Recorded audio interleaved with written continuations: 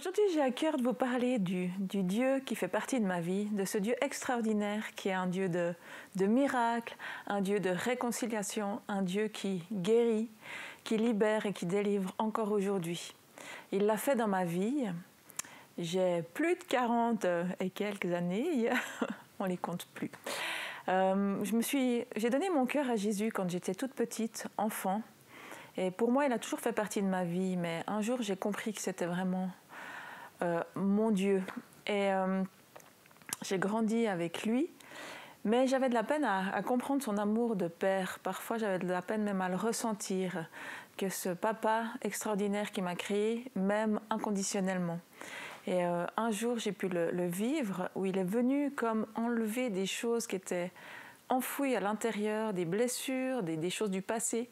Et c'est comme s'il est venu avec sa main et qu'il a enlevé ces choses de ma vie. Et là, j'ai pu comprendre et réaliser vraiment cet amour du Père. Je me suis mariée avec Nicolas et on s'est mariés assez jeunes. On servait à l'église, on était dans le groupe de jeunes. On était leader et assez vite on a eu envie d'avoir des enfants, mais malheureusement ça ne venait pas et c'était difficile. Et après 1, 2, 3, 4 mois, on se dit ok, qu'est-ce qui se passe?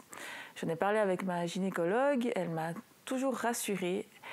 Et au fond de moi, j'avais toujours cet espoir. J'avais cet espoir que Dieu allait me donner un enfant. Je savais qu'il allait répondre à nos prières, mais par moments, je ne vous cache pas il y a eu des larmes, qu'il y a eu des moments douloureux, des moments où tu te réjouis pour les autres, mais au fond de toi, tu as quand même cette tristesse où tu dis « ça ne vient toujours pas ». Je pense qu'on a attendu environ 7 ans.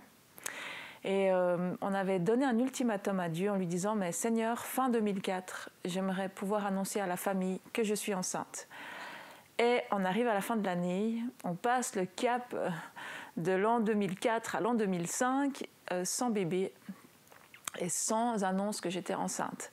Et là, c'était assez douloureux et triste. Je me souviens d'avoir pleuré cette nuit-là, alors que c'est la fête en général quand on passe le cap.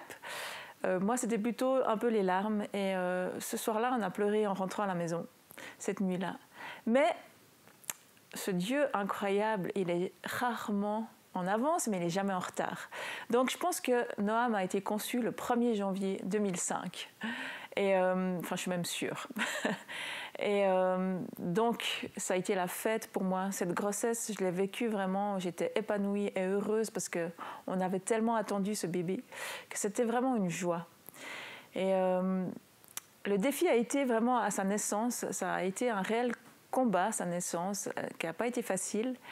Et un jour plus tard, quelques années après, alors que je demandais de l'aide par rapport à pouvoir vivre certaines guérisons, Dieu m'a dit « Mais tu sais, toi et Noam, c'était la mort qui vous attendait, mais je vous ai gardé en vie. » Et j'aimerais vous rappeler que ce Dieu-là est un Dieu de miracles, un Dieu qui nous garde en vie, un Dieu qui, lorsqu'il a choisi de mettre des choses dans ta vie, il ne va pas les enlever, il ne va pas t'abandonner. Et si tu as reçu des promesses, il va répondre à ces promesses qu'il t'a données.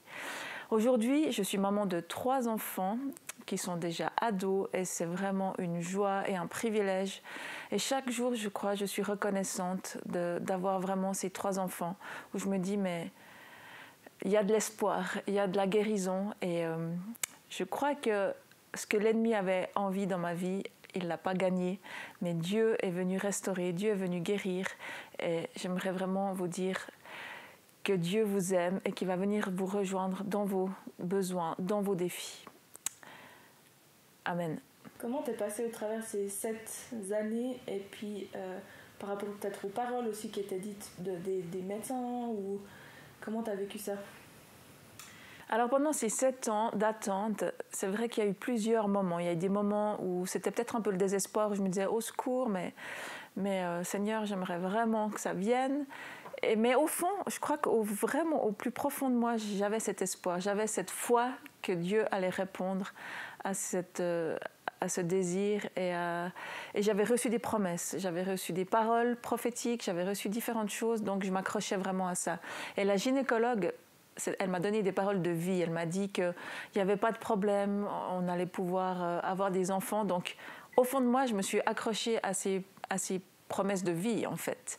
Et je me suis toujours dit, mais ça va venir. Donc, ouais, il y avait quand même toujours cet espoir. Je pense que c'est important des fois de pouvoir être entouré aussi, de pouvoir en parler. Mais c'est sûr que dans l'église, parfois, ça peut être un tabou, en fait.